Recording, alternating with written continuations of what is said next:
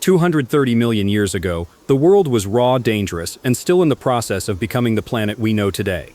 South America was part of the vast supercontinent Pangaea, a land where blistering heat baked the ground by day, and sudden storms could tear through forests by night.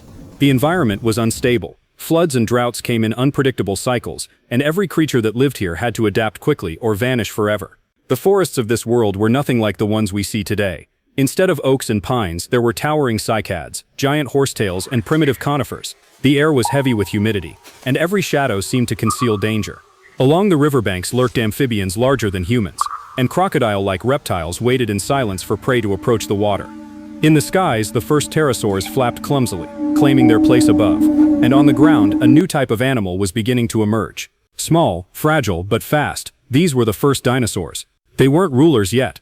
In fact, most of them were insignificant compared to the larger predators that dominated the land. They had no towering size, no crushing jaws, no overwhelming strength, but they had something else: speed, agility, and the beginnings of the traits that would one day make them masters of Earth.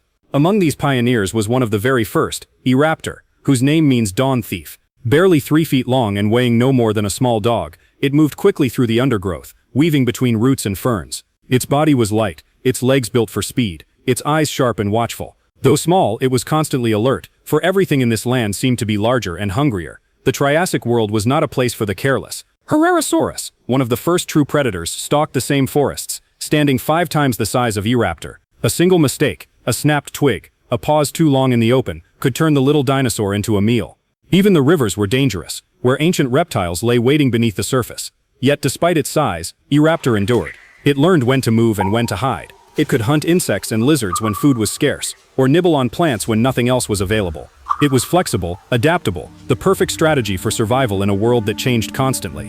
Imagine yourself standing in that ancient forest. The air buzzes with insects, and in the distance you hear the screech of a pterosaur. Suddenly, a blur of motion darts across the forest floor, almost invisible, almost ghost-like. That blur is Eoraptor, living in the shadows, writing the first chapter of the dinosaur age. This was the Triassic world, unpredictable, merciless, and full of danger. But it was also the stage where history began. And in this crucible of survival, Eoraptor found its place. Small, unremarkable to the eye, but destined to become the spark that ignited the rise of the dinosaurs. At first glance, Eoraptor seems almost modest. 3 feet of sinew and speed, with a head no larger than your hand, and a tail that balances every sudden turn like a tightrope walker's pole. But look closer, and you see the blueprint of a dynasty written into bone. Its skull is lightly built, windows of empty space reducing weight without sacrificing strength. The jaw carries a curious mix of teeth, some blade-like and serrated, others smoother and leaf-shaped, hinting at a diet that shifts with the season and the moment. This is not a specialist, this is a survivor. Its forelimbs are short but capable, ending in grasping hands that can pin a skittering insect or pry a beetle from under bark. The legs are long and springy, built for short explosive sprints. In the dense understory, acceleration matters more than raw top speed. The tail, rigid with interlocking bones, acts like a counterweight when it cuts left around a boulder or threads through a tangle of cycads. Every part of Eoraptor says the same thing: stay light, stay fast, stay alive. Dawn is when it thrives. While the larger reptiles still warm their blood under the first pale light, Eoraptor is already moving, nose low, eyes bright, tasting the air for a meal and a warning. It doesn't boast the swagger of a top predator, nor the arrogance of an herbivore herd. It moves like a whisper between worlds, small enough to vanish, bold enough to snatch opportunity where it finds it. It worries a lizard from its refuge, and breaks into a brief sprint, 2 strides, a snap, and breakfast is won. But a day is more than hunting. It is listening to the river when it drops and exposes mud teeming with insects, to the canopy when fruit falls and draws scavengers, to the ground when distant impacts announce the approach of something heavy. It pauses often, not frozen with fear but tuned like a string. The forest is a radio with 1,000 stations, and Eoraptor knows which frequencies carry danger. Even rest is strategic. It tucks itself into pockets of shadow where roots pleat the soil and ferns weave a green lattice overhead. There still as bark, it cleans grit from its claws and watches the light wheel across the leaves. If companions are nearby, other small dinosaurs drawn to the same feeding patch, it keeps its distance, neither truly alone nor truly part of a group. Loose association offers extra eyes without the arguments of a crowded table. By afternoon, heat shimmers in curtains and smells grow sweet and heavy. Its Eoraptor shifts to shade, taking small bites and smaller risks. As evening cools the forest, it ventures again, following insect trails like dotted lines across the earth. It maps the day into choices, the choices into habits, and the habits into survival. No roar, no trumpet, no stampede announces its presence. Its success is measured in quiet victories. A meal found, a trap avoided, a path remembered. Small, yes, yet perfectly made for the world it must cross. Danger arrives first as vibration footfalls turning Earth to drumhead. Eoraptor's head tilts, pupils narrowing. Somewhere beyond the tree ferns, something large is moving with purpose. Herrerasaurus. In this forest, the name is less a word than a weather pattern. A sudden storm that breaks branches, scatters creatures, and leaves silence in its wake. The first rule of survival is never to be seen in the open. Eoraptor stays close to vertical cover, the ribbed trunks of cycads, the slanted buttresses of ancient conifers, the waist-high thickets that blur outlines and steal attention. When it moves decisively. Bursts of speed, then absolute stillness. If the predator's gaze becomes a net, stillness is the hole it slips through. Today the hunt pivots on a mistake not its own. A skink breaks cover, panicked. Herrerasaurus, already keyed to motion, lunges. The forest explodes. Twigs snap, leaves whip, dust jumps in sunbeams. Eoraptor runs not away from the predator but around it, cutting across its path, vanishing beneath a fallen log whose hollow belly is an alley sized for the small and the clever. Herrerasaurus checks, recalculates, loses seconds to angles. Seconds are the currency of the hunted. Eoraptor spends them like a baron, but not all threats announce themselves so loudly. Along the river, the water's skin looks calm until it erupts, a crocodile-like jaw snap that turns serenity to shrapnel.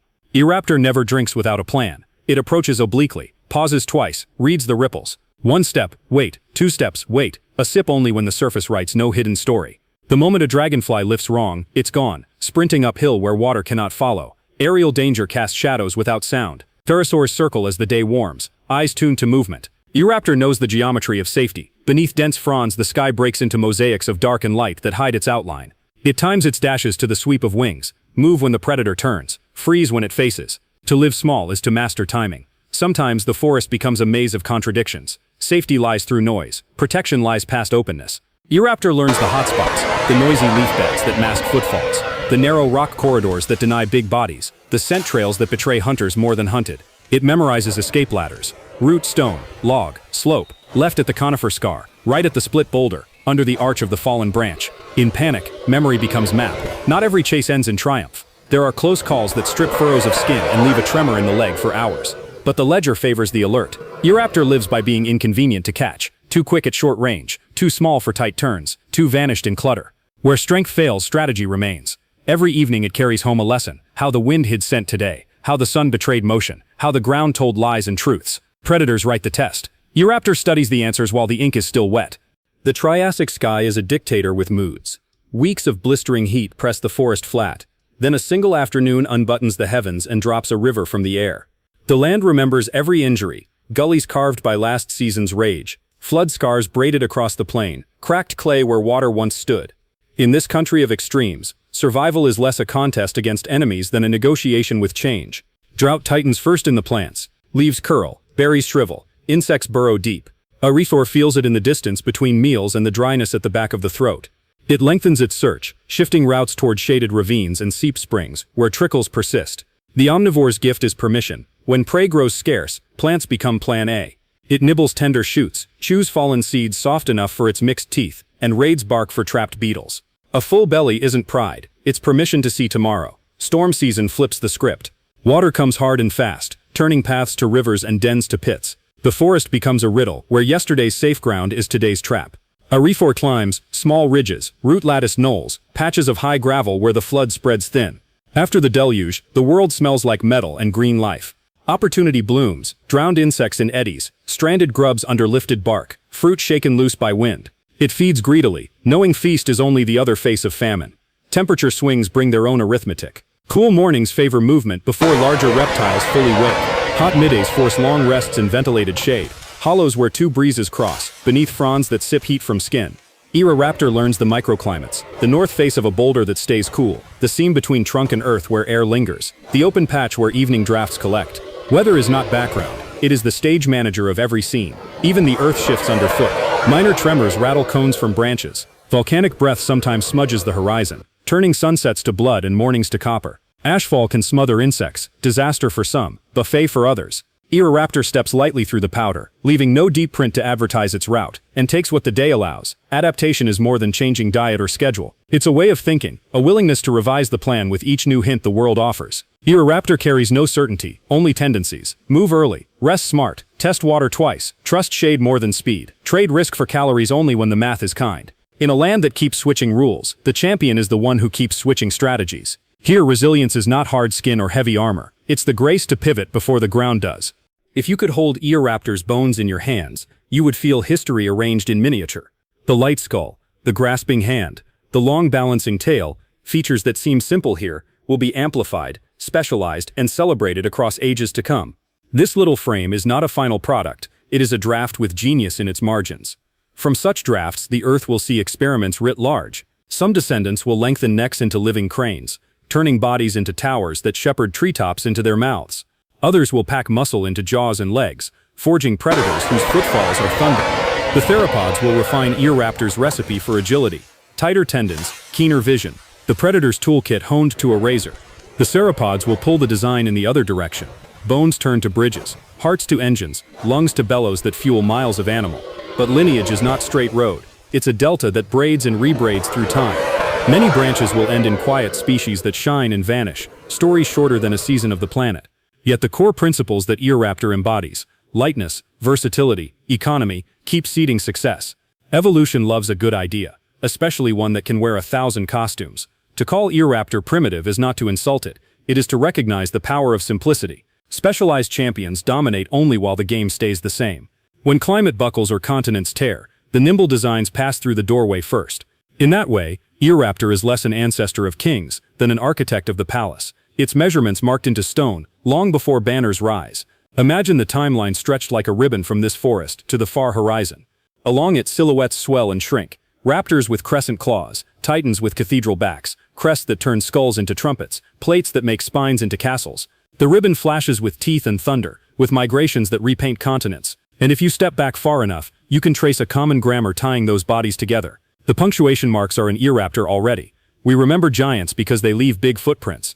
But the first prints, the ones that choose the direction, belong to the small. In bones light as song, and habits quick as thought, Eoraptor hands the future a toolkit. Run smart, eat what you can, make a little go far. The empire that follows will look nothing like this humble animal. And yet, in a way, it will look exactly like it.